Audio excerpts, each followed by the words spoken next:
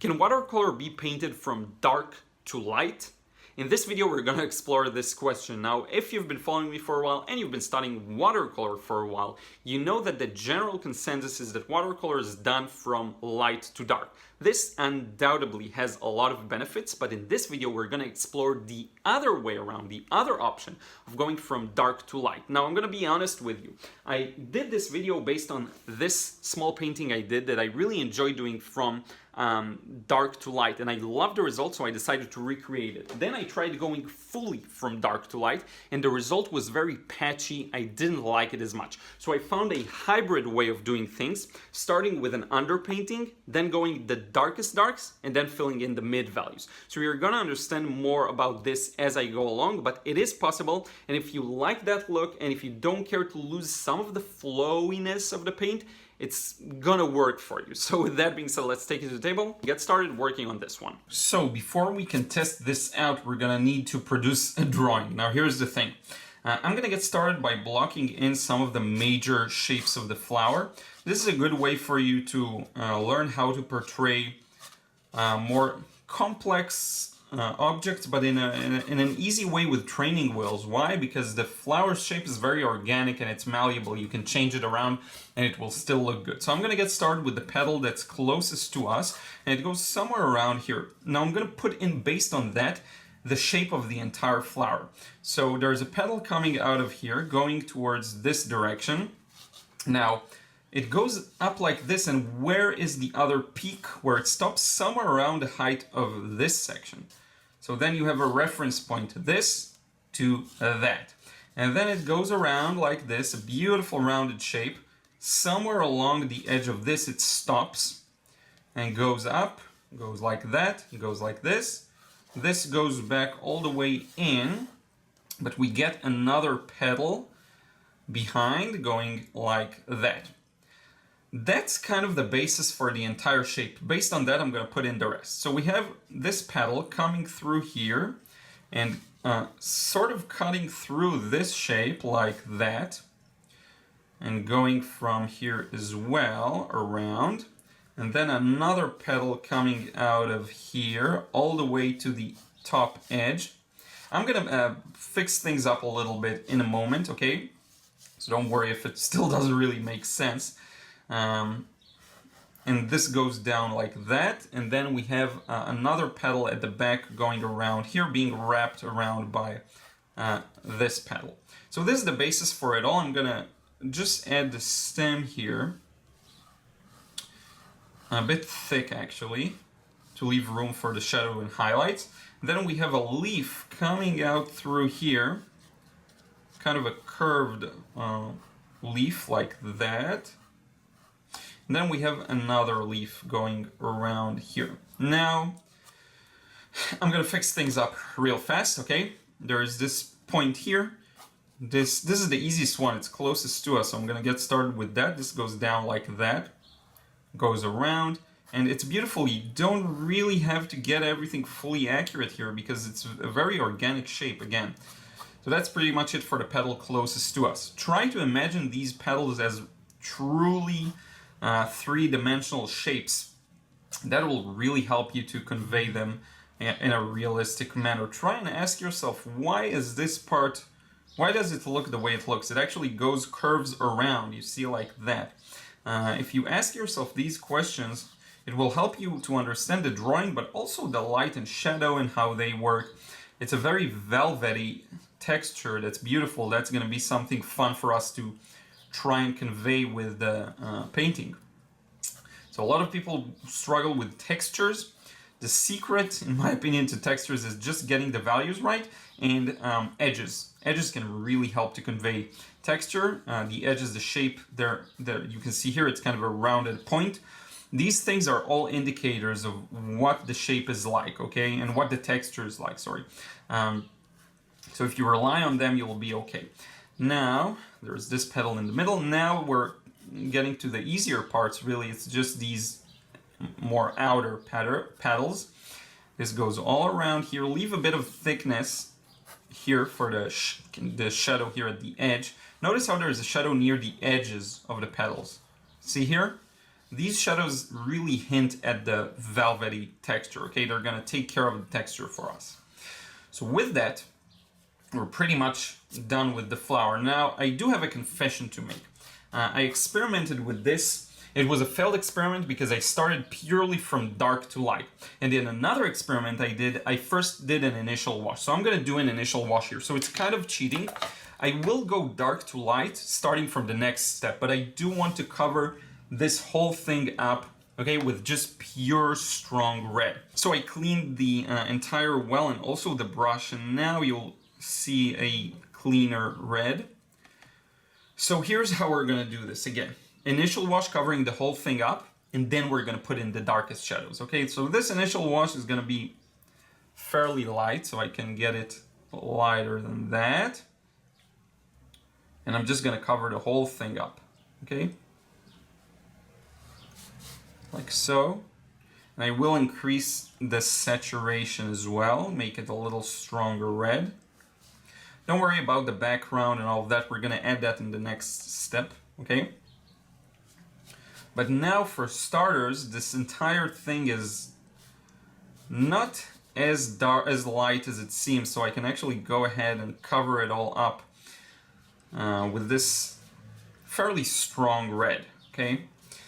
Once it dries, the difference is we'll get started with the deepest shadows and only then establish the mid values. Okay, that's gonna be the difference for this one.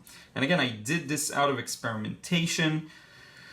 I painted the first version that came out beautiful, and I think it's because I kept that work order from kind of this to the darkest and then to the light, the mid values. And then I did another one and it ended up being very patchy and I wasn't pleased with it. So we're going for another one here. Now let me increase the green here a bit, but simultaneously add some water because I don't want this to dry too dark. Like this. And we're ready to go. I'm just gonna let this dry for a few moments, come back. So here's where things are starting to go a little different for us, because now I'm really gonna put emphasis on the darkest shadows, okay? So I'm mixing something that's really gonna be a black shadow using a bit of red, blue, and purple. And I'm gonna put it in selected areas where I see are dark. So we have a bit of a shadow here. You see this section around the middle, this petal here, on this petal here, behind the petal. So I'm just gonna start putting in the darks. And this is again very non-typical for watercolor. And you see how strong it is, and it's really more similar to what you'd see in an oil painting maybe, or acrylics, or even, what do you call it, gouache, okay? But it's not so typical for watercolor.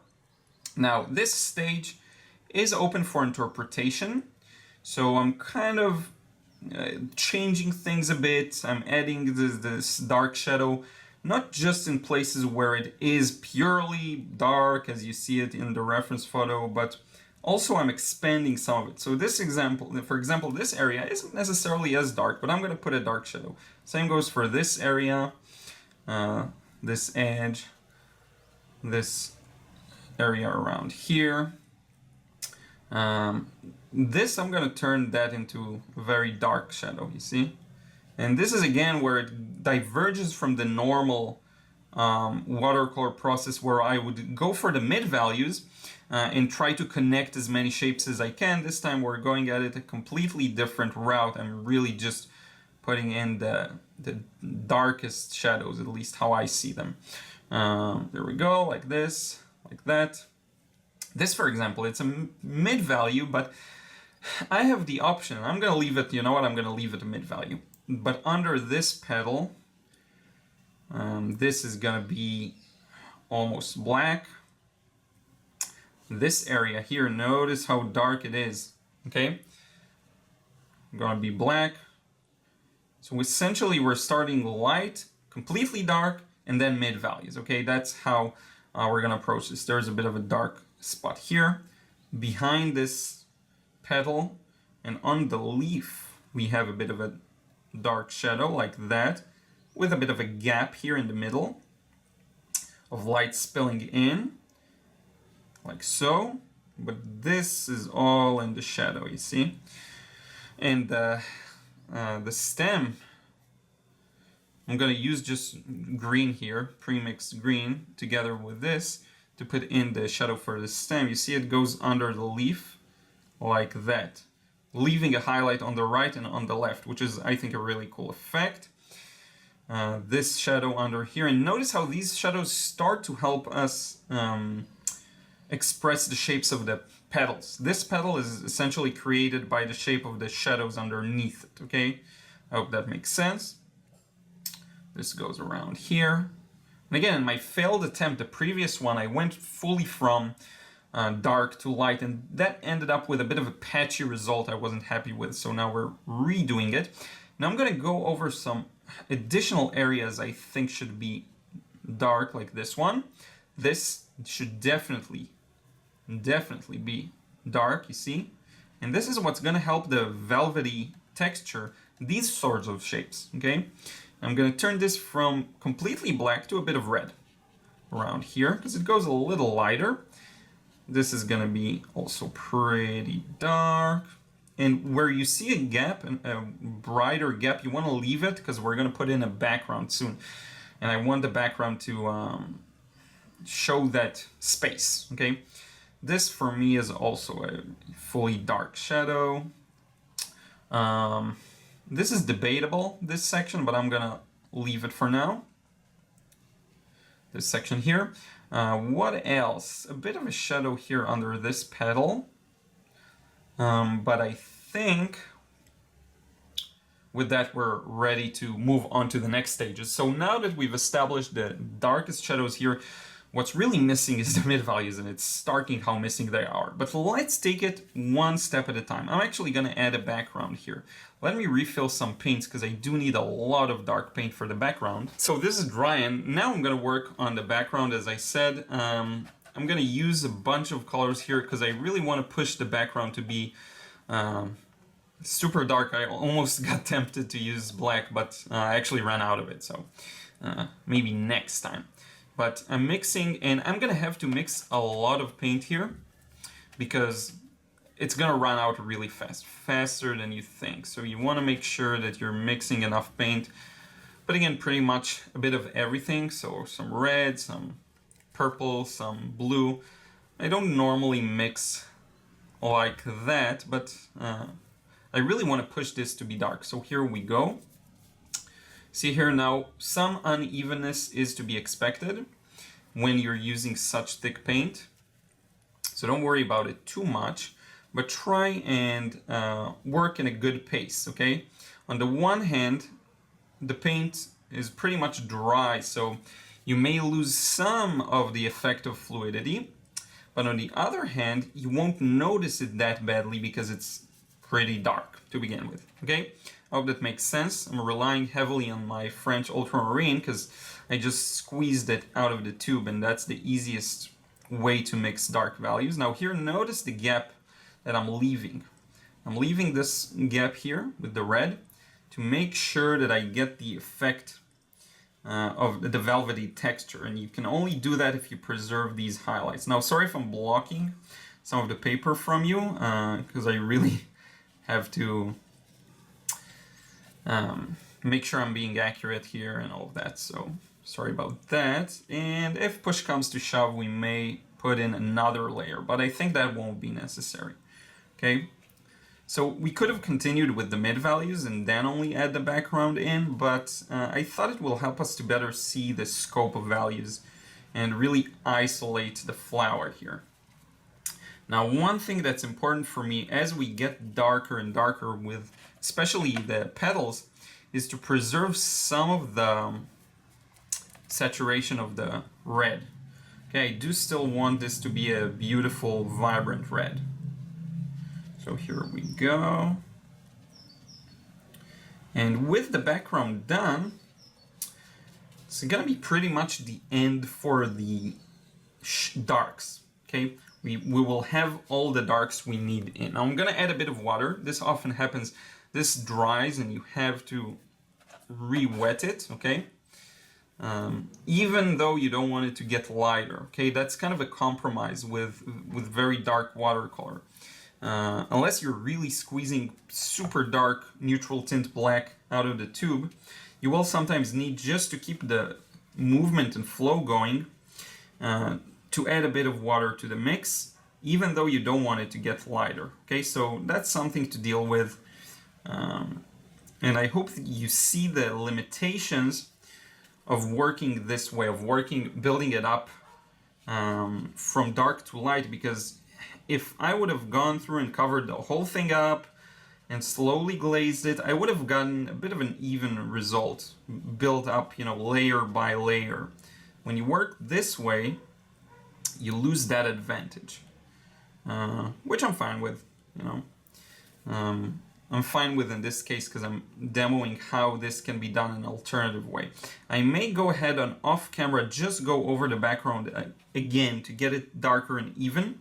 I really want to push it to be dark, and I may see, maybe I have some more black paint hidden somewhere.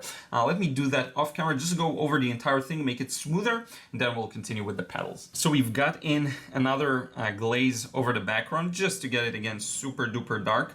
Now what I'm going to start doing now is establishing the mid values. So essentially what we had was, instead of building it up slowly from light to dark, we first put in an even wash just to unify the whole thing, and then we put in the dark, deepest, richest shadows. And what happens thanks to that is we have these huge contrasts that we're not used to seeing in watercolor. This is really odd for a watercolor painting process. So now we're going to balance it out. So let's look for obvious darks. This entire thing is in the shadow, so I'm going to cover it all up. Now notice how I'm using fairly pure and also thick paint, and this really balances out the saturation and also just the sense that it's a flower. So far it's been pretty muted.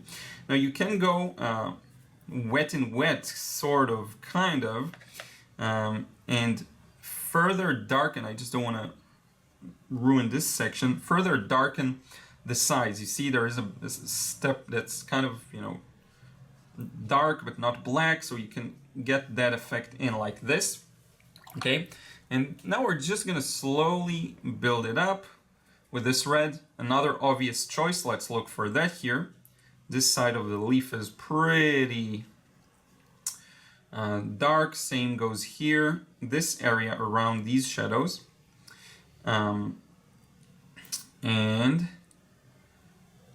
this kind of a thing. And you can blend the edges to make it less, starking of a difference, like so. And we got this nice petal in. This goes all the way to the tip here.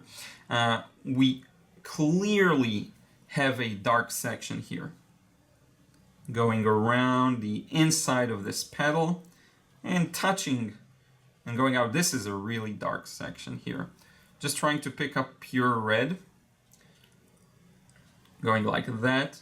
Squint your eyes, do whatever you have to make this a little easier for you to see where the, mid values are. And this really gets to a point where you almost feel like you're not working in watercolor, which again can be a good thing. I'm not too adamant on, personally for me, I love to use the medium the way it was quote unquote meant to be used. But for you, do whatever works for you, and if you find that ignoring some aspects of this being watercolor helps you, go for it. Use that to get the work to match your style and your desired vision a little more. I'm fine with that. For me personally, I love the flow, and you can see this process can be a little grueling, and is in many ways, again, against the beauty of watercolor, because you just put in areas of paint.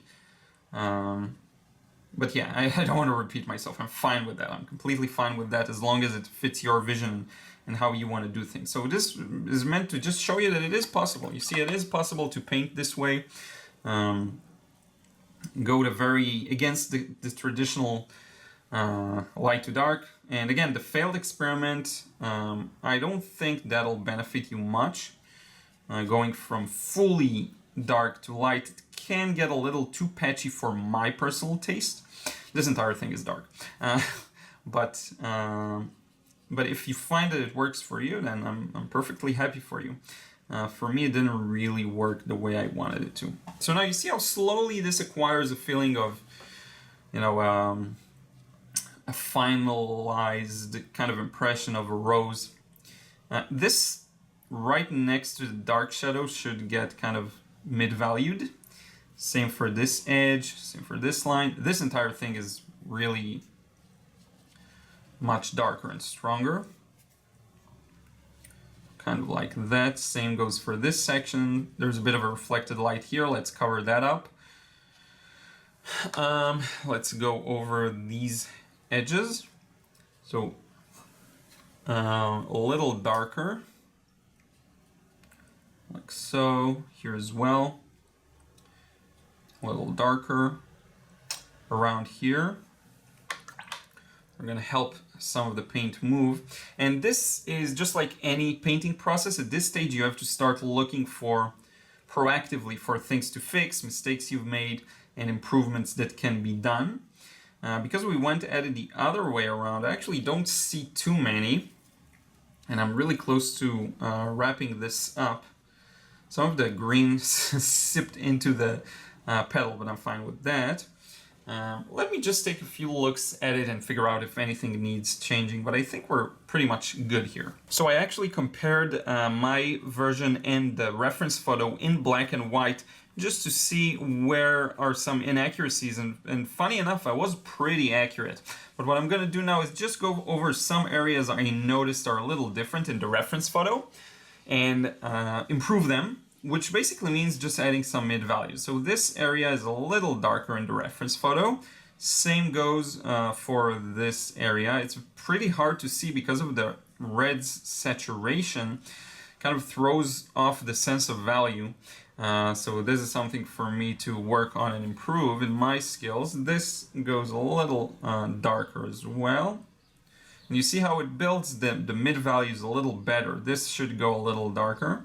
And notice how this entire process is really doesn't feel like watercolor in many senses. It feels like a different medium because of the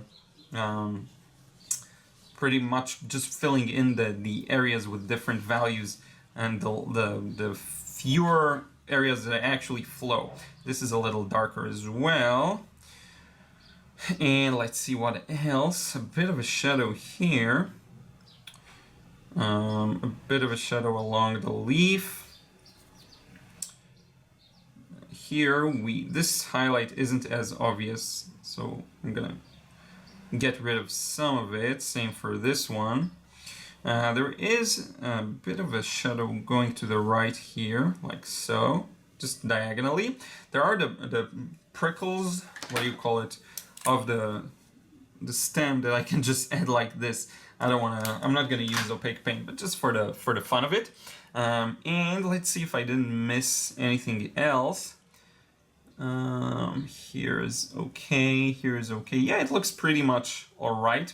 So again, not a perfect interpretation. A lot of the watercolor characteristics get a little lost in that way of doing things, but a nice experiment overall. And if you like the look of it, here, I missed this shadow too. If you like the look of it, this can very well be a substitution for the normal way of doing things. So I hope you enjoyed this one, and now let's wrap it up. So I hope you enjoyed this and the process, and I really did this video because I've been asked a lot by a lot of people, should I go light to dark? Should I go dark to light? What's the disadvantage of going from dark to light? Why not do that? It's easier for me, maybe you have experience in oils or acrylics, it's easier for me to detect the super dark values and then fill in the lighter ones. And there's actually a lot of benefits to going at it this way as well, because it can be more accurate for you. The disadvantage is that you lose some of the flow of watercolor, you lose some of the wet and some of the good qualities of the medium. But again, that's the trade-off. So I've been asked a lot, can I go from dark to light? Or should I, or must I go that way? So to answer that question, I did this video, and I hope you found it helpful, and give it a try. See if it works for you. You know, ultimately, we all slowly learn better and better how to create a process that's more and more suited to our desired style, our desired result, and our enjoyment. Okay, so take this as another opportunity, try something new, see if it works for you. Maybe you get better results this way, maybe you don't, okay? So just test it out. Don't forget to check out the link to my frustration-free watercolor course if you're stuck at home. I know it sucks, and it's a good time to start mastering this incredible medium that is watercolor. And above all, stay safe and healthy. I will talk to you again real soon.